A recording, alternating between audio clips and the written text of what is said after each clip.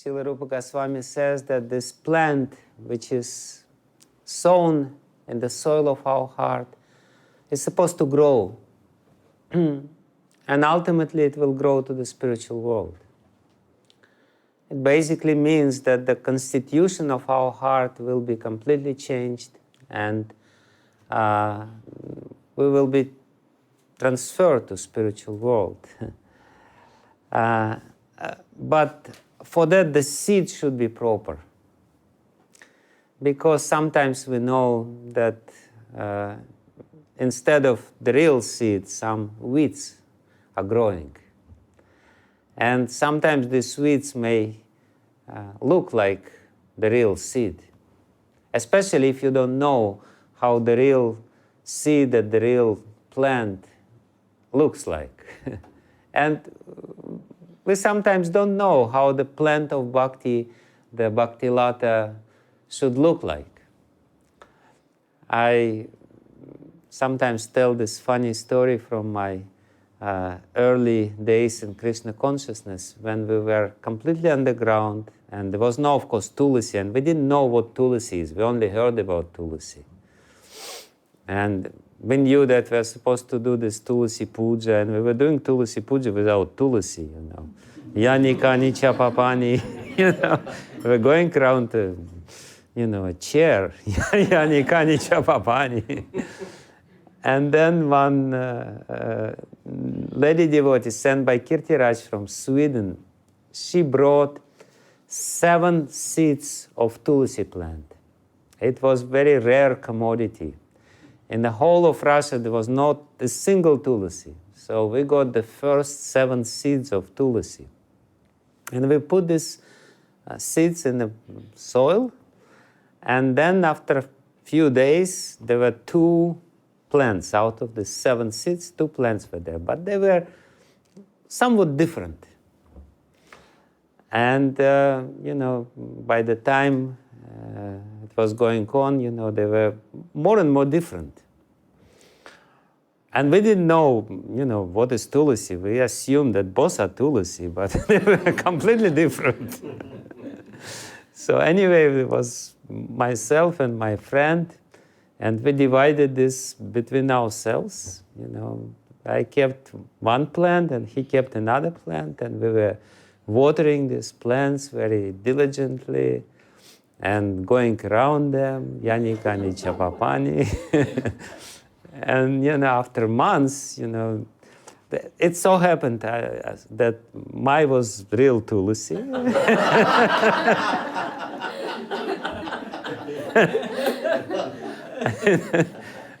And his was a very strange sort of like a cabbage. But he was completely convinced that this is real Tulasi. Because we've never seen Tulasi. So he moved to another city in the mountains, and I came to visit him, and there was this very strange, strange plant. And, yani kani chapapani, of course, we were going around it, and I kind of, I was a little doubtful, and I said, it looks a little strange. But he was so offended. He said, no, this is real Tulasi. And I didn't want to go around it, but he basically forced me. And then we went out and we were walking, and I saw so many Tulasis growing in the mountains. Because, very strange, this Tulasi gave some outgrowths, and there was some little flowers, and then there was something flying in the air. And first I saw that there is a lot of things flying in the air, the same stuff. And then I saw, look, this is the same stuff. So that was the illustration of Chaitanya Charitamrita metaphor, that there are sometimes weeds growing together with the real plant. And therefore we have to know, what is real plant, what is not real plant. And in our case, the seed is Shraddha. And what I want to talk today about the quality of the seed. Because depending on the seed, what is sown in our heart, the plant will grow, and it may bring us to Goloka, it may not bring us to Goloka. It may bring us to heavenly planets, if it's a good weed. It may not bring us anywhere.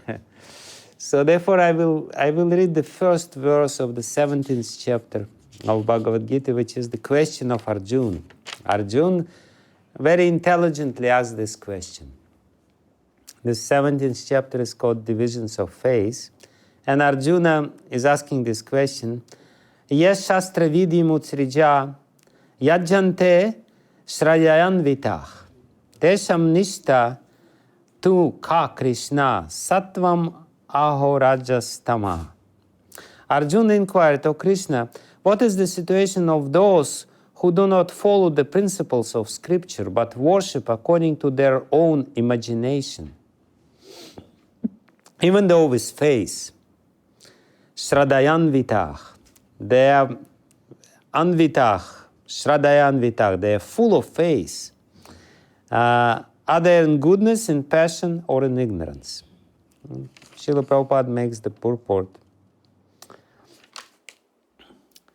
In the 4th chapter, 39th verse, it is said that a person faithful to a particular type of worship gradually becomes elevated to the stage of knowledge and attains the highest perfectional stage of peace and prosperity. In the 16th chapter, the previous chapter, it is concluded that one who does not follow the principles laid down in the scriptures is called an asura, demon. And one who follows the scriptural injunctions faithfully is called a deva, or demigod. Now, if one with faith follows some rules which are not mentioned in the scriptural injunctions, what is his position? This doubt of Arjuna is to be cleared by Krishna. Are those who create some sort of God by selecting a human being and placing their faith in him, worshipping in goodness, passion, or ignorance? Do such persons attain the perfectional stage of life? Is it possible for them to be situated in real knowledge and elevate themselves to the highest perfectional stage? Do those who do not follow the rules and regulations of the scriptures, but who have faith in something and worship gods and demigods and man, attain success in their effort? Arjuna is putting these questions to Krishna. So Arjuna very intelligently puts these questions to Krishna because it's indeed, when we look around, everyone is worshipping somebody, everyone is believing in something. In Russia they put Lenin in a tomb, in Samadhi, and to prove that he is still in Samadhi, they maintain his dead body. There is the whole institution, few hundred people work to maintain this body intact, just to show that he's there. And I remember, it's not there anymore, but before that there was a huge queue before entering the mausoleum, at least for 2-3 hours, people to have darshan of the dead body of Lenin. They would stand in queue for 2-3 hours under severe cold or heat or whatever. And this is worship, this is religion. And people have faith. People had tremendous faith in Lenin, people had tremendous faith in Hitler, people had tremendous faith in Sai Sati Baba, people have tremendous faith in anyone, basically. And because we're all believers. By nature, we're believers. So, what is our faith? Where is our faith? Is our faith proper or not? And the last chapter, the 16th chapter, the previous chapter is, there was the concluding verse. or the not the very last. Shastram vidyu utsreja vartate kamakarataha. Nasasidim avapnati nasukam naparam gatim. Those who are rejecting the injunctions of the Shastras. Shastra vidim utsreja vartate kamakarataha. But taking their own karma, their own desire as the main, as the supreme, nasasidim avapnati, they will never attain success. Krishna is very clear. Nasukam, they will never become happy. Naparam gatim, they will never attain the supreme destination, the supreme goal. So, therefore, basically, Arjuna is asking here, what is the situation of people who are not following Shastras? And I wanted to speak about these two different kinds of faith. Shastriya Shraddha and Lokika Shraddha. Srila Jiva Goswami calls first Shastriya Shraddha, and he explains what Shastriya Shraddha is. Shastriya Shraddha doesn't mean that I believe in Shastra. Because, I may say I believe in Bhagavad Gita. Or I may say I believe in Bible. I may say I believe in Srimad Bhagavatam. Does it mean it's Shastriya Shraddha? No. Srila Jiva Goswami makes a very important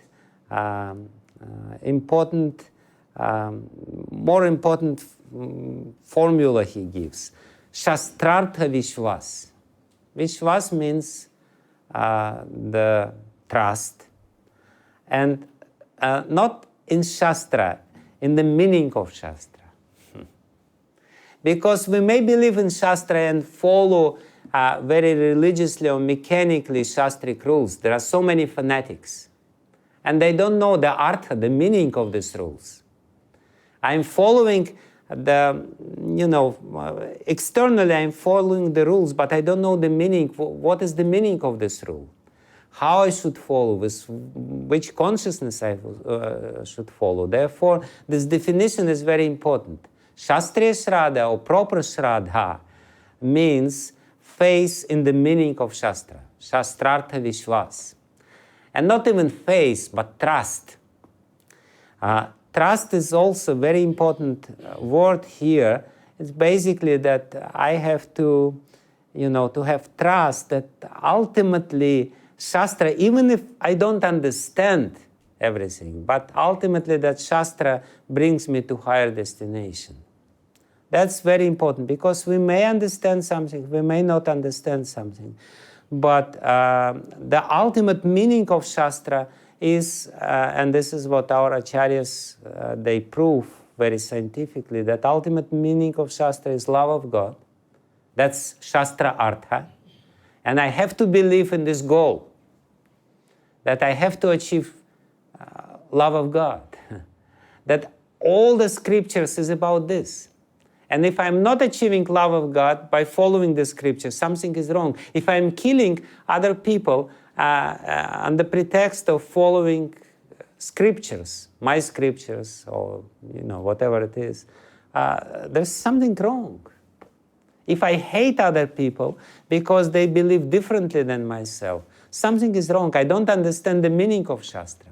The meaning of Shastra is to make my heart clean and soft and nice, so that Krishna may enter my heart, God may enter my heart.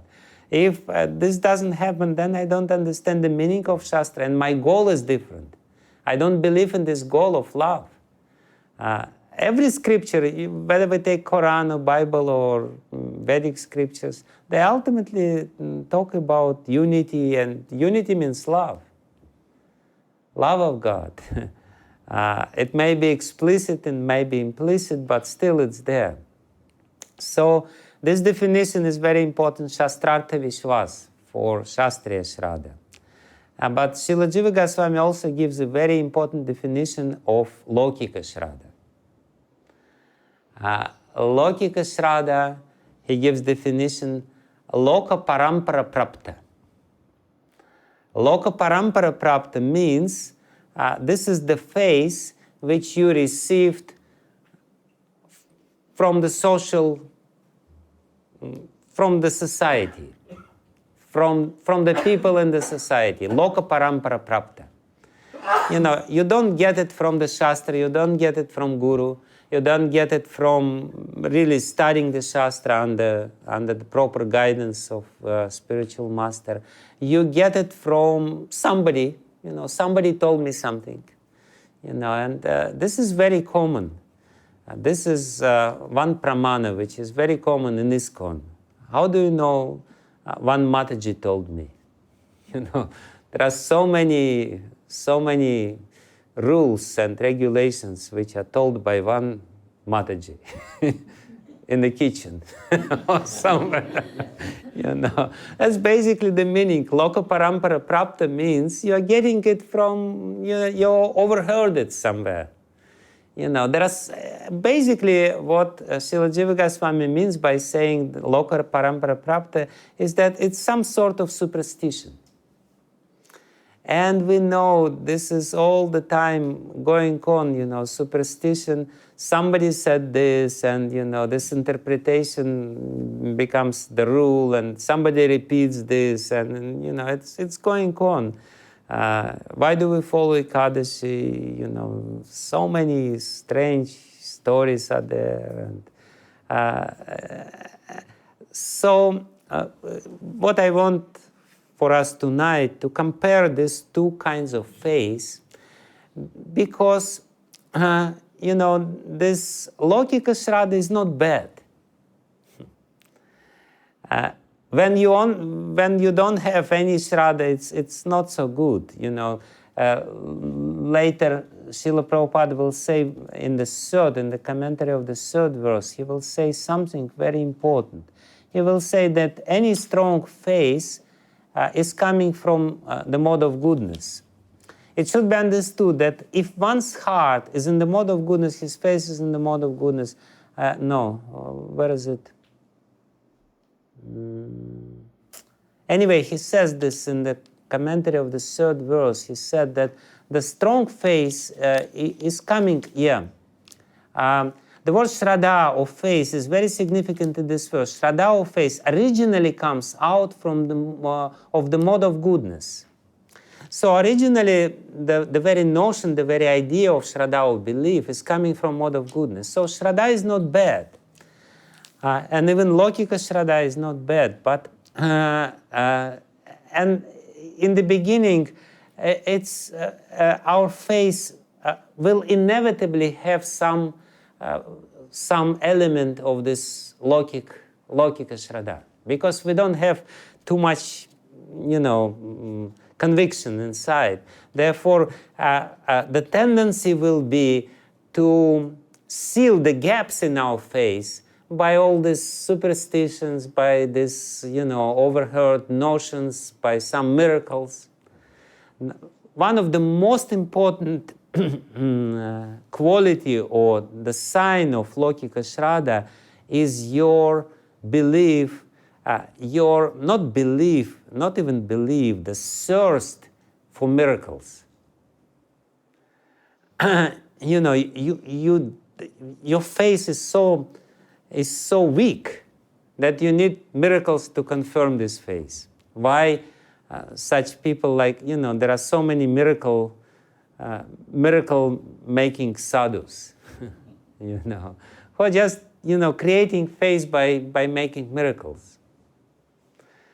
In Srila Radhanath Maharaj's book, there is a very beautiful story about one yogi who gathered many people, and he created a Shivalingam out of his palm, and he really created the Shivalingam, and then he put this palm like this, and Vibhuti started flowing from his palm, and the whole Shivalingam was covered. And then when he finished this, and he said,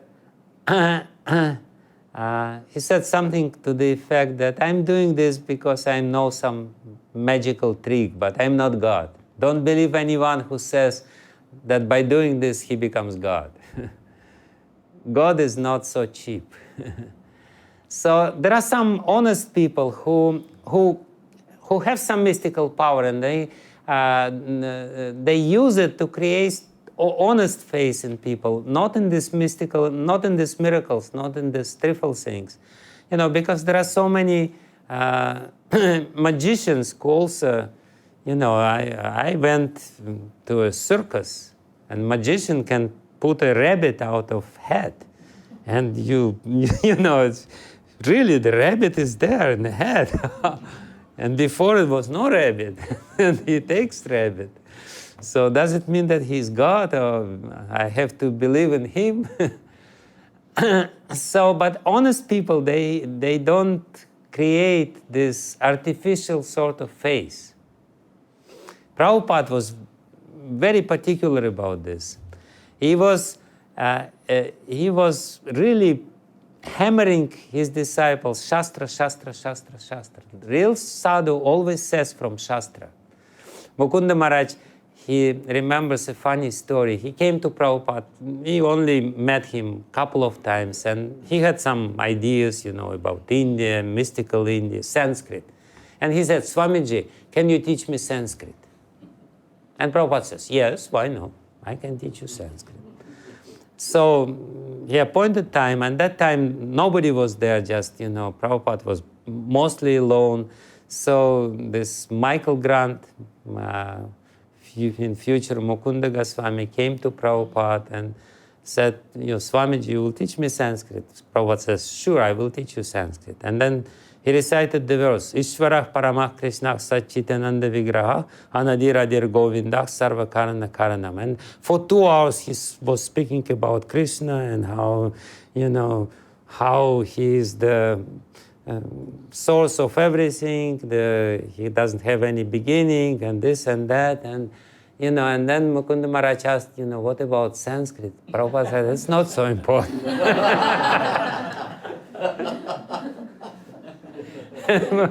Mukunda Maharaj said, I didn't learn much Sanskrit, but I really was convinced that Krishna is something special. So Prabhupada was giving this Shastriya Shraddha. He was stressing this point, not this mystic things, Shastra. You have to have this faith in Shastra. So what I'm saying is that inevitably in the beginning some element of logic Shraddha will be, because we will not have complete conviction in the words of Shraddha in the beginning. But still we have to know very clearly where this Shastriya Shraddha is, how it looks like, and how the Lokika Shraddha looks like, and what is the difference between the two. So I want to describe a few signs of Lokika Shraddha and Shastriya Shraddha, so that we can also measure ourselves. And the meaning of this discussion or description is for us to understand what is lacking in our faith. Not to make us desperate, not to, put us into some sort of guilt trip. We will have some element of Lokik Shraddha, Loka Parampara Shraddha. But we also have to be very conscious about not promoting this Lokika Shraddha. To have some Lokik element in our Shraddha, or some superstitious element in our Shraddha, is not bad. But if we promote it, that's bad. And sometimes we consciously or unconsciously promote it. I know one sannyasi, I will not tell his name. He always, he wants to create faith in his followers. How he creates this, he says, my Govardhan Shila makes always such miracles. Today I offered him 3 dates, and I came, and there was only 2 dates. He ate 1 date, and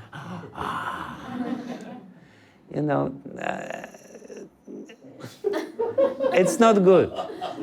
It's not good, because you put the wrong foundation. This is the wrong seed. This is, you may be well-intentioned, but this sort of faith will not bring you too high. You will always look for miracles, You will, next time you will offer 3 dates to the Shalagram Shila, and then you will wait when the third one will disappear. And if it will not disappear, you will lose your faith. Because the foundation is wrong. This is not the correct foundation. So let's talk a little bit about this, if you don't mind. If you have some, desire. Tomorrow is Ekadashi, so it can be overnight. No, that's the day after tomorrow overnight. Today we should have nice sleep. The day after tomorrow. Anand is leaving day after morning.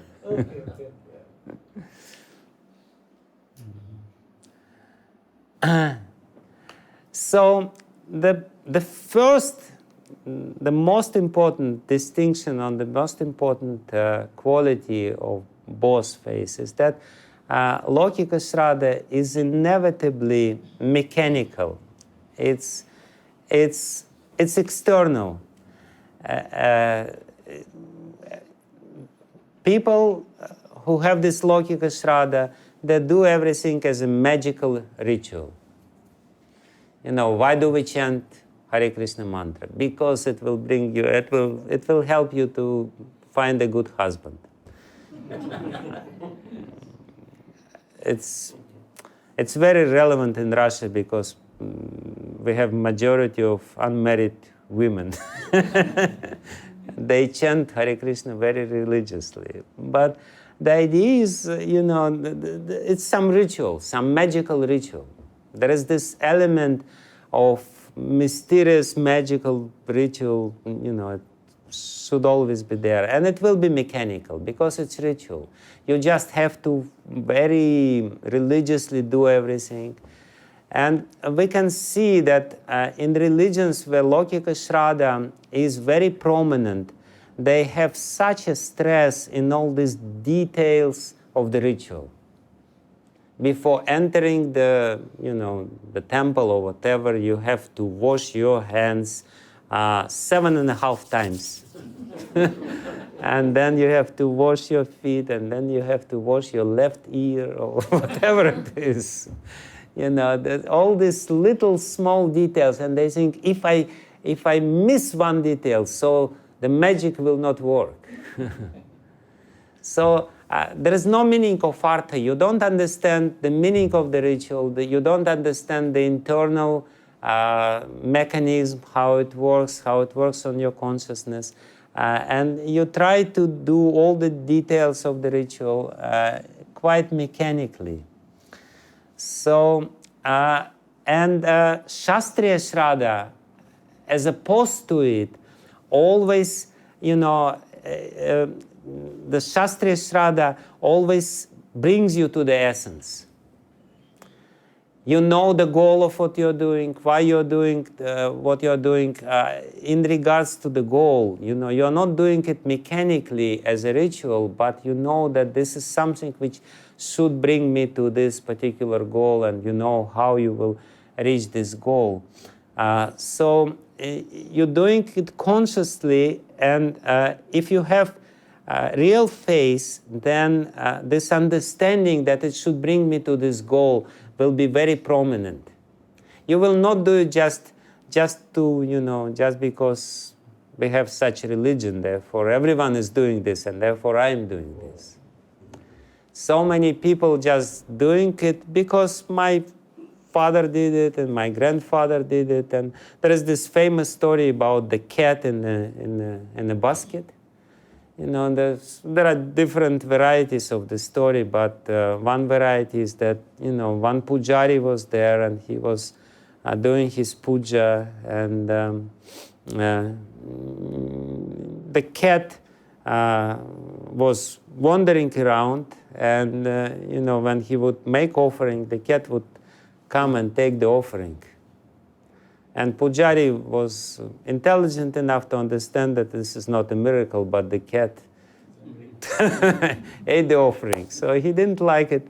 So for the time, of his puja, he would put his cat, the black cat, it happened to be the black cat which was living there in the temple, in the basket, and he was doing his puja, ringing his bells and everything.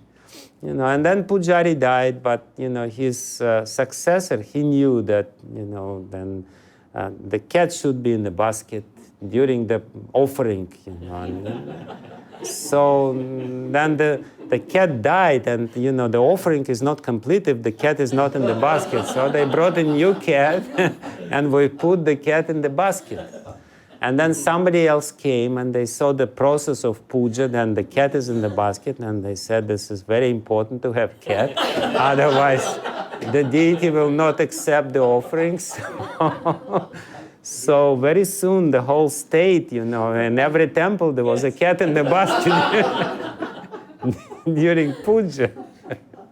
Because this is loka parampara prapta. This is how it works. This is loka parampara. And then there was, somebody came and wrote a PhD, the meaning of the cat in the basket for Hindu rituals. So there are so many stuff like this. So this is the first distinguishing factor of Lokik Shraddha. You know the goal, and you know how to reach the goal if it's Shastriya Shraddha. And for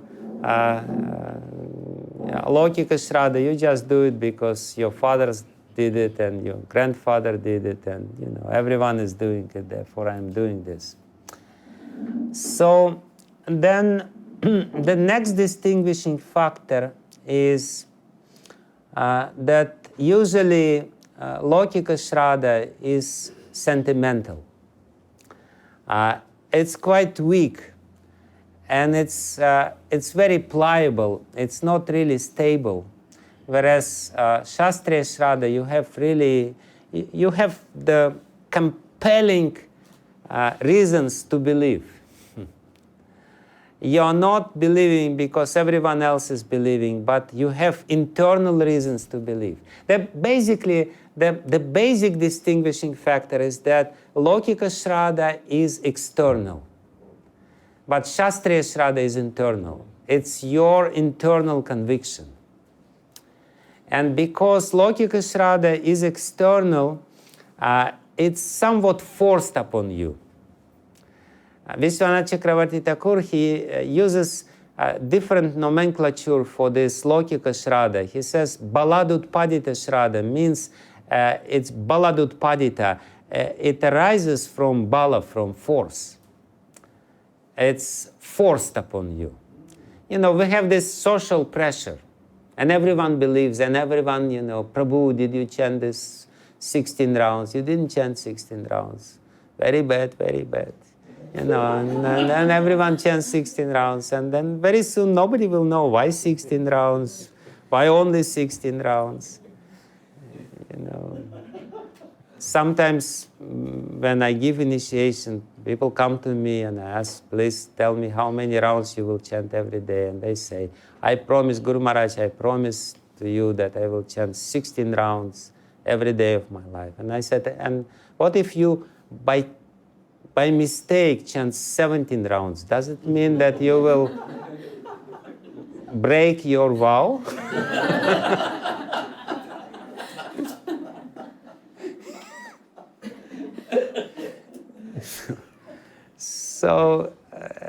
So the main point is that something, when the face is, we got the face from somebody, but it's very important to make it our own, the reality of our heart.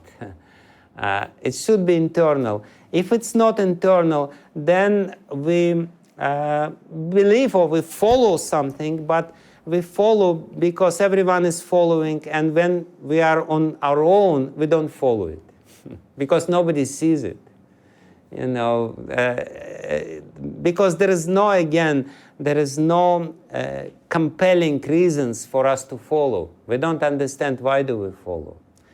it has not become really our face. It's still social face. It's just social, event.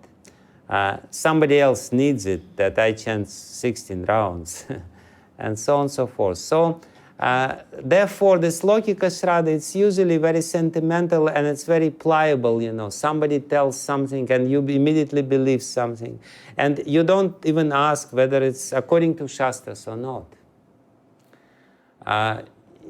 Somebody comes with some new ideas and you immediately go for it. You're easily influenced. Whereas if you have, and there are so many things, which we kind of blindly accept. Whereas Shastra, we have to understand that Shastra, there are so many strange statements in the Shastra, and we usually accept them blindly, but we have to understand that all these statements, they have meaning. Like especially when we take this 5th canto of Srimad Bhagavatam. There is very far out description of this universe. And usually people don't even, they say, okay, if there is mountain Meru in the universe, okay, it's fine. But I have a very good friend, very nice devotee, Prem Gauranga Prabhu. And he told me about his approach. He said, I started reading this 5th canto, and of course it's mysterious, but he said, I was trying to understand how does it match with reality. When something doesn't match with reality, and we see it in the Shastra, if we have faith in Shastra, we will be bold enough to try to understand how does it match with reality.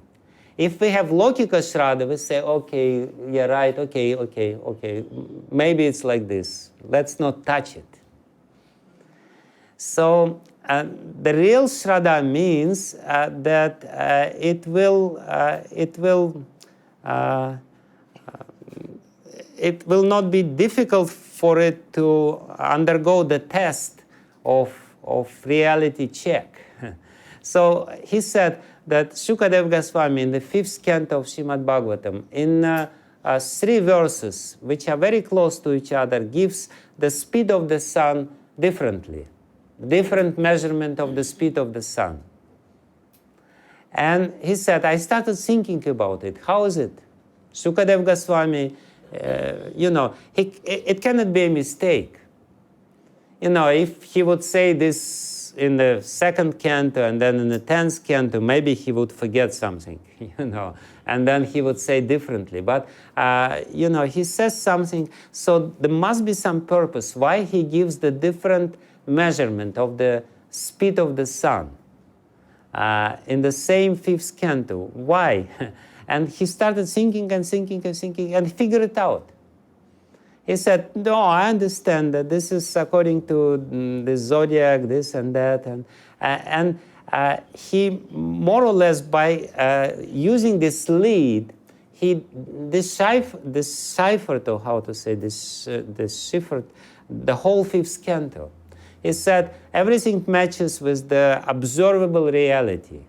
I can prove to anyone that the picture which Shukadev Goswami is describing in the 5th canto is totally matches with the reality, observable reality which is there. Why? Because he didn't have Lokika Shraddha, he had Shastriya Shraddha. He believed in Shraddha.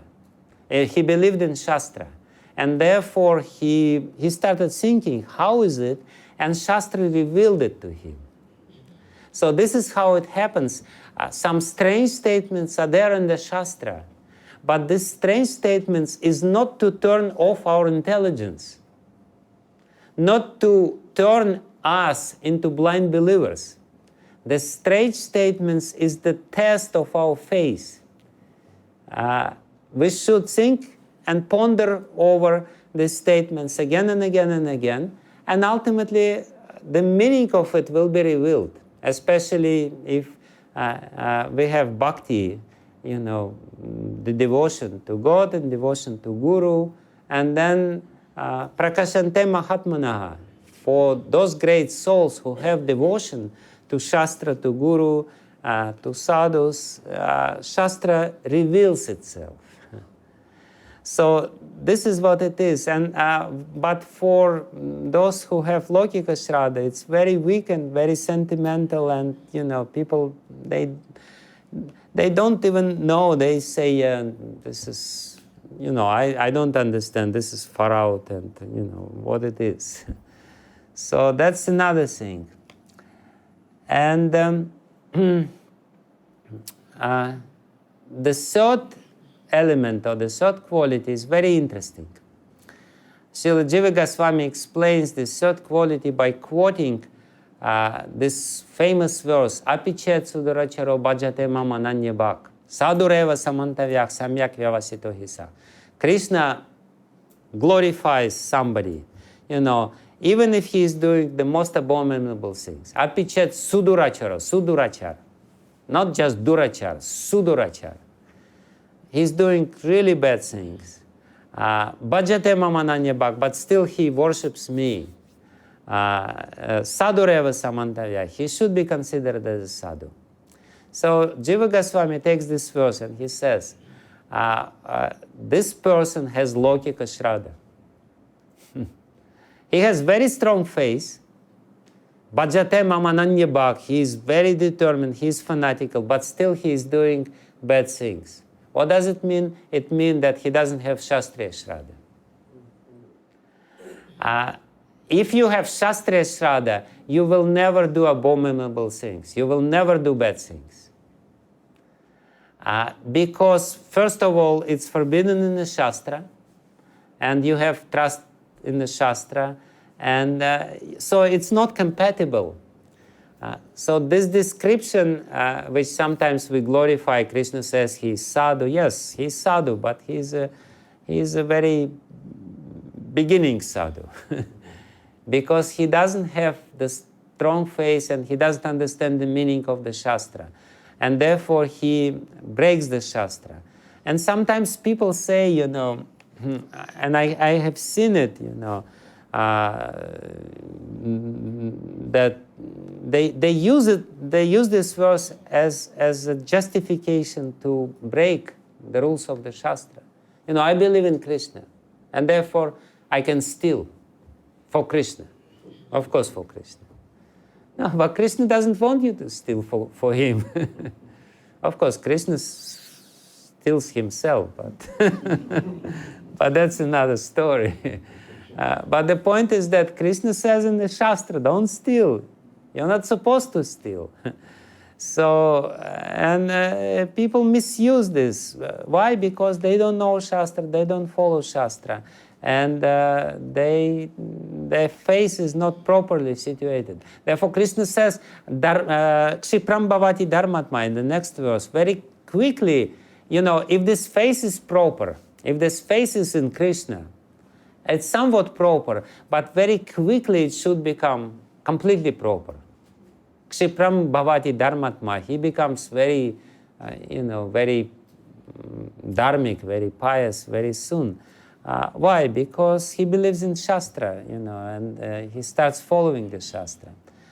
And then, of course, one is dogmatic. This faith is just dogma. You follow dogma, I already said. And the Shastriya Shraddha is very rational. Those who have Shastriya Shraddha, they can explain so much. They know the meaning of the Shastra. They can reveal the meaning of the Shastra. And it's actually very interesting. So one very interesting quality of these two kinds of faith is that inevitably Lokika Shraddha makes one proud. I am a selected one. Only my face is real. We have the real face, and everyone else is just, they will all go to hell. But we are very, very selected club of very special people. Only we, only here. Everyone else is not real, not proper. We are good. Everyone else is not good. So that's very strong element of Lokika Shraddha. We're special, everyone doesn't know the truth. Whereas the Shastriya Shraddha, it makes one humble, you know. I'm not following, you know. All these people, they have such a strong faith, and I know so much, but I don't follow it so properly.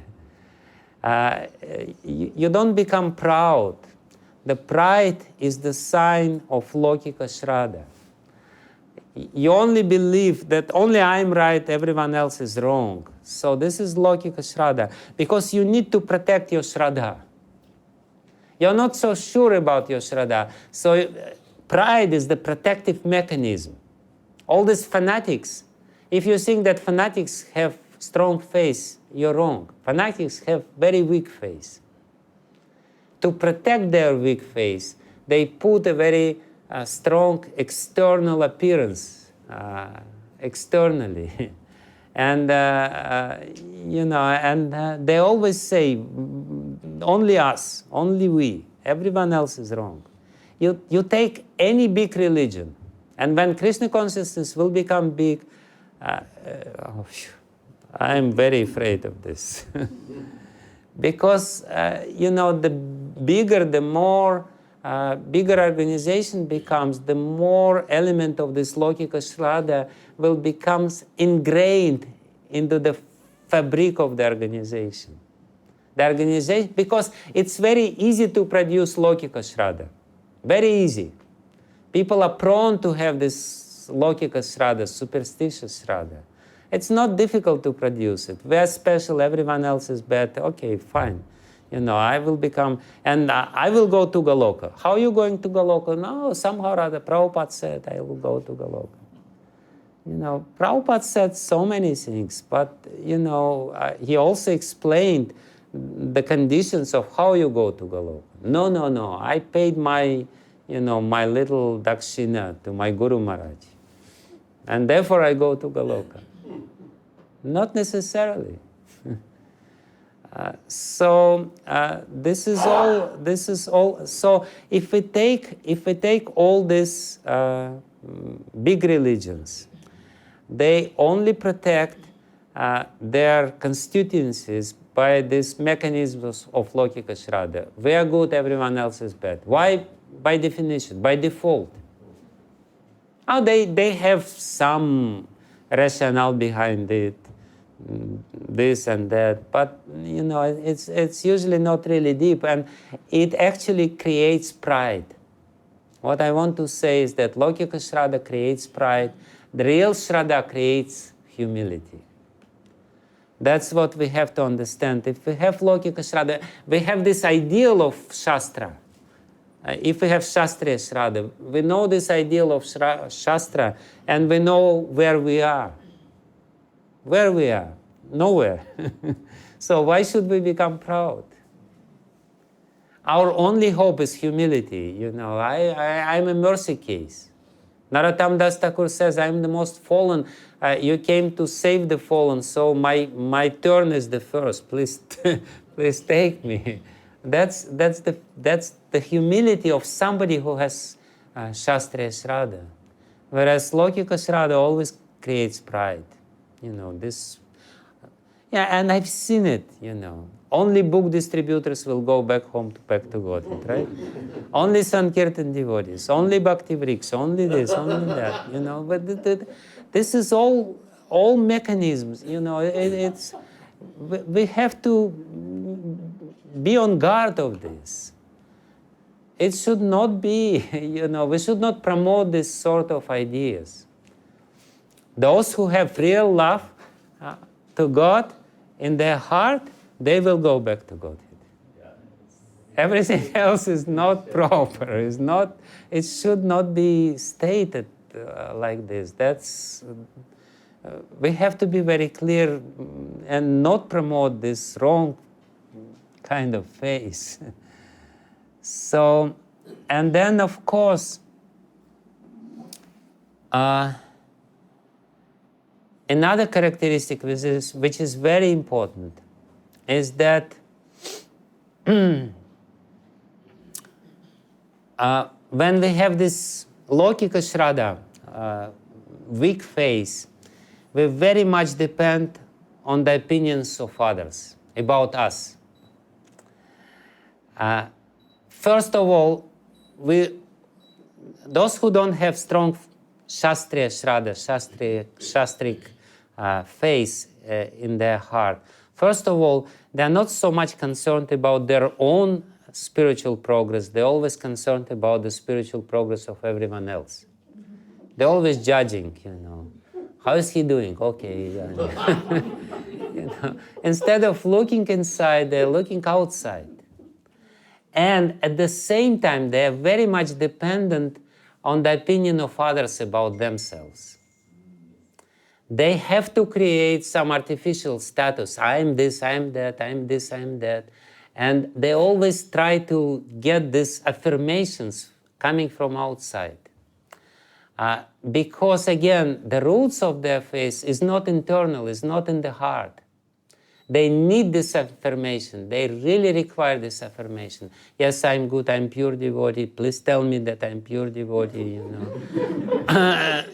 That's internal sort of need, requirement. Because again, the faith is not so strongly established inside. Therefore, those people, they will have tendency to insult other people, to make offenses. Because it's, again, very much about the social status. This whole Lokika Shraddha is a social event. It's conventional faith. It's something which is happening in the society, not happening inside our heart. The real faith is happening internally inside our heart.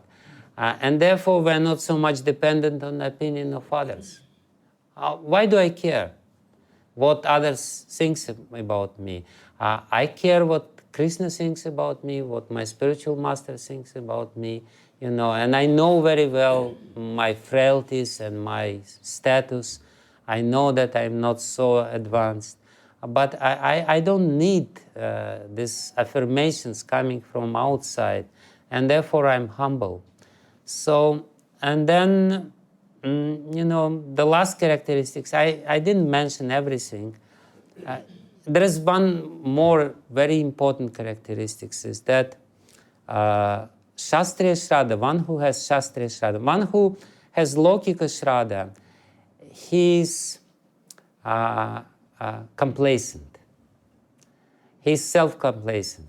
I'm already there. I already paid my dakshina. I already got my, far out name, Paramahamsa Das, So what else is there? Srila Jiva Goswami says that one who has Shastriya Shraddha, it's somebody who wants to get the real gold. He always goes deeper and deeper and deeper and digs and digs and digs unless he finds the real gold. Whereas somebody who has Lokika Shraddha, he's complacent. I am okay. And yeah, I'll do this once a week. I will come religiously. I will, attend my service in the church, or I will pay this little donation to this or whatever. They do minimum. Whereas those who have Shastriya Shraddha, they really want to go, deep, unless they find the real truth. And then the ultimate sign is that Lokika Shraddha makes your heart very hard. So it's an opposite effect. The real Shraddha softens your heart. The real Shraddha makes your heart soft. Because I'm not very successful devotee. I'm trying and trying and trying, and you cry sometimes. You're desperate.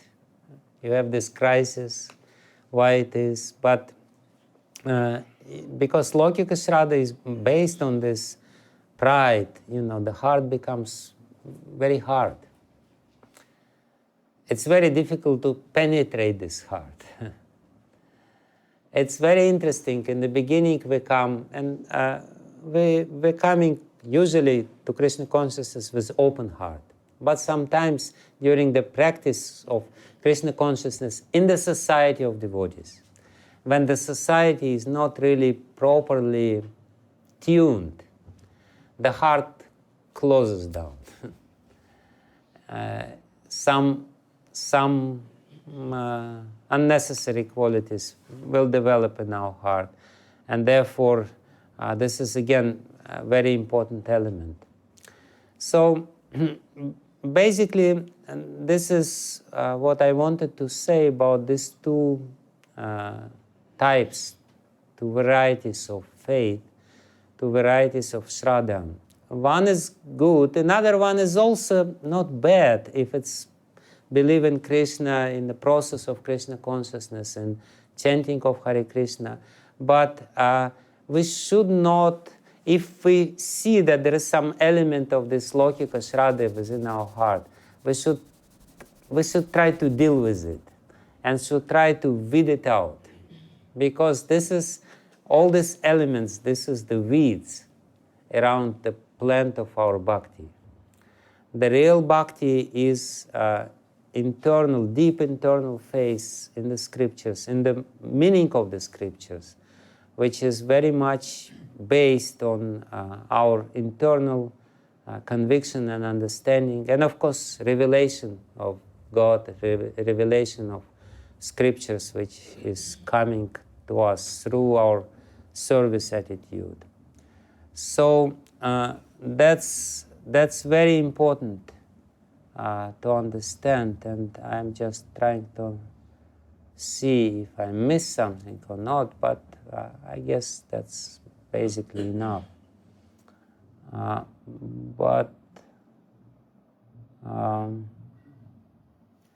Yeah. And ultimately what is very important is that my faith should be based on my experience. Whereas when we have this Lokika Shraddha, it's based on the experience of some authority. He tells me how to believe, and I believe. But in the beginning we may not have experience, but if we practice Krishna consciousness properly with proper faith, we will get the experience, we will get the positive experience. And this experience will become the foundation of our spiritual advancement, which is very important. So, therefore, again, even though Lokika Shraddha is not bad, I don't say it's bad, but it's just beginning thing. And as I said in our first class, is that it's a duty of a sadhu or preacher to create the proper kind of faith and not proliferate or not to promote this wrong kind of faith. So the preacher has to create faith. He has to know Shastra himself. He has to practice according to Shastra. He has to have some spiritual experience which he will have to transmit to others. But he has to teach from the Shastra, strictly from the Shastra, not from his concoction or imagination or anything else. And if he sees some manifestation of Lokika Shraddha in his followers, he has to correct it. And Prabhupada was very strict. In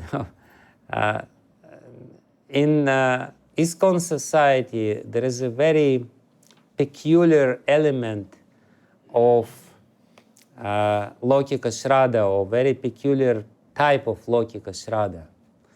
The formula is, Prabhupada said, and Prabhupada himself said, So many people say, Prabhupada said this, Prabhupada said this. I never said this. Even during Prabhupada's time, Prabhupada said, Prabhupada said, Prabhupada said. So Prabhupada himself was fighting with it. He came to one temple and somebody asked, Prabhupada, is it true that you said that one has to eat 4 chickpeas every breakfast? Said, I never said. And then there were already theories. Somebody said 4 chickpeas, somebody said not 10 chickpeas, somebody said never chickpeas, somebody said, and everyone said, Prabhupada said, Prabhupada said, Prabhupada said.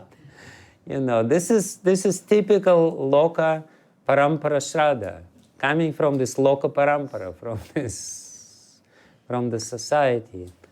So Prabhupada knew the danger of it, and we have to understand that the more devotees, more devotees, happier devotees, but what is the quality of these devotees? If there is more devotees, even if they are happier devotees, they may be happy because there are so many superstitions are floating around, and they invest their faith into these superstitions instead of investing it in Prabhupada's books and in the teachings of Vedic literature. And therefore Prabhupada was quoting again and again and again. If we take his books, what he's talking about, Shastra, only Shastra.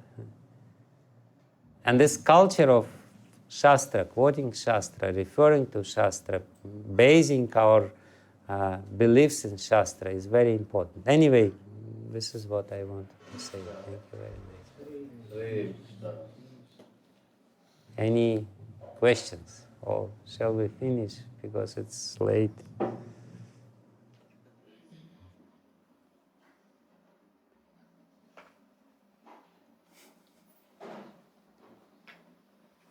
In India, there are a lot of channels which show the Lokik Shabda Bolnas.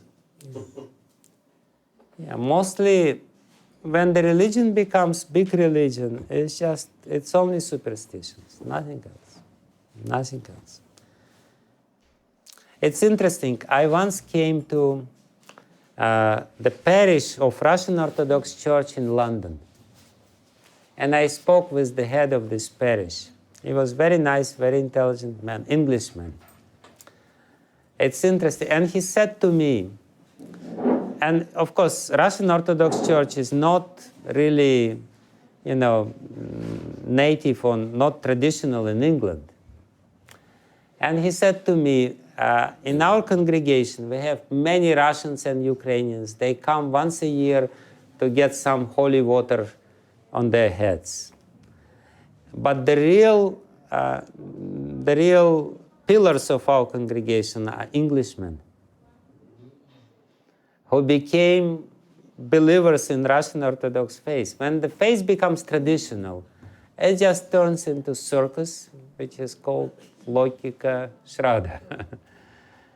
Because my father believed and the father of my father believed. So I'm Ukrainian, therefore I'm Orthodox. Put some holy water on my head and I will be saved. He said, we have very nice people, they're all Englishmen. Not all, he said, but majority of them are British. And many Russians and Ukrainians who are like this. And the same thing we see in India, and the same thing. And Prabhupada, he created this miracle. He created this Krishna consciousness, which is based on Shastra. There are so many gurus, so many famous gurus, and they promote this Lokika Shraddha. They promote some belief in somebody, in some concocted God or something. Very successful organizations which promote this. It's strange. But Prabhupada was adamant. He said, Bhagavad Gita as it is. As it is.